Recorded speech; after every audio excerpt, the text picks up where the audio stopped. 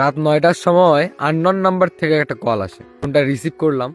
Receive করার পর বললাম যে কে আপনি, কল দিয়েছেন কেন, আমার নাম্বার কোথায় পেলেন, এভাবে বললাম। তারপরে ফোনের ওপাশ থেকে শুনতে পেলাম একটা মেয়ের কণ্ঠ। কণ্ঠটা খুব সুন্দর। তবে এটা কিন্তু আজকের গল্প নয়, এটা অনেক বছর আগের গল্প, যখন এইসব অ্যান্ড্রয়েড ফোন ছিল না, ছিল শুধু একটা বাটন ফোন। অনেক কষ্ট করে বাবা মাকে বলে এই ফোনটা কিনে নিয়েছিলাম। সিমও অনেক কষ্ট করে তুলে নিয়েছিলাম বাবার এনআইডি কার্ড দিয়ে। তখন নিজেকে খুব বড় বড় মনে হতো, কিন্তু এই মনটা মানে বাচ্চা বাচ্চাই রয়ে গেছিল, বুঝছেন। বেশিরভাগ ঘুড়ি উড়াতাম। তো আমি সেই মেয়েটাকে জিজ্ঞেস করলাম যে আপনি কে, আমার নাম্বার কোথায় পেয়েছেন। আর আমার এই বিষয়টা ভাবতে খুবই অবাক লাগতেছে যে জীবনের প্রথম আমার ফোনে আননোন নাম্বার থেকে কল আসছে। তারপরে সে বলল যে আপনার নাম্বারটা আমি একটা ঘুড়িতে পেয়েছি। আমি বললাম ঘুড়ি?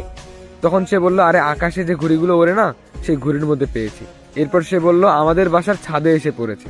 ঠিক তখনই আমার মনে পড়লো প্রায় 20-30 দিন আগে আমি একটা ঘুড়ি কিনেছিলাম, আর সেই ঘুড়ির মধ্যে আমার নাম্বার আর আমার নামটা লিখে দিয়েছিলাম। ঘুড়িটা অনেক দূর উপরে উঠেছিল, বুঝছেন।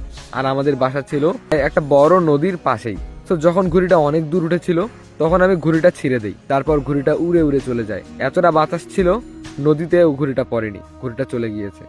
আমি কোনোদিনও ভাবতে পারিনি যে এই ঘুড়িতে পাওয়া নাম্বার থেকে আমাকে কল করবে, তাও আবার একটা মেয়ে। বিষয়টা শুনে আসলেই আমার খুব ভালো লাগতে শুরু করলো। আর এটা অনেক বছর আগের ঘটনা। তো যখন 8টা বাজে বা 9টা বাজে তখনই গ্রামের সবাই একদম ঘুমিয়ে পড়ে। আমার বাবা বললো কিরে তুই কার সঙ্গে ফোনে কথা বলিস? তো সঙ্গে সঙ্গে আমি ফোনটা কেটে দিলাম, কথা আর বলতে পারিনি।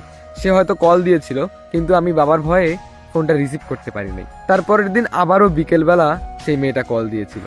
তারপরে সেই মেয়েটাকে বললাম যে হ্যাঁ হ্যাঁ আমি আসলে ঘুড়ির মধ্যে আমার নাম্বারটা লিখে দিয়েছিলাম। তখন সে বলল ওয়াও, আমি ভাবতেই পারিনি যে আপনার সাথে আমি কথা বলতে পারবো। আমারও খুব ইন্টারেস্টিং লাগলো বিষয়টা। তারপর আমি বললাম আপনার বাসা কোথায়? তখন সে বলল ঢাকা। এইটা শুনে আমি আসলে মনে মনে ভাবলাম যে বাপরে বাপ, এত দূর, ঢাকা শহর কোনোদিনও যায়নি, জানি না কোথায়, জানি না সে কে, তাকে কিভাবে দেখবো সেটাও জানি না। আর ঢাকা শহর যেতে যে টাকা পয়সা লাগে সেটাও আমার কাছে ছিল না। তার সঙ্গে কথা বলতে বলতে বেশ ভালো একটা সম্পর্ক তৈরি হয়েছিল। আস্তে আস্তে তার কথার প্রেমে পড়ে গিয়েছিলাম। তার সেই ভয়েস, সে মাঝে মাঝে আমাকে গান শোনাতো। তার গান এতটা সুন্দর ছিল যা বলার বাইরে।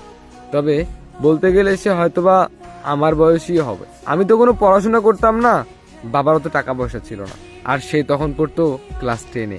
এইভাবে না প্রায় আমরা 4-5 মাস কথা বলি।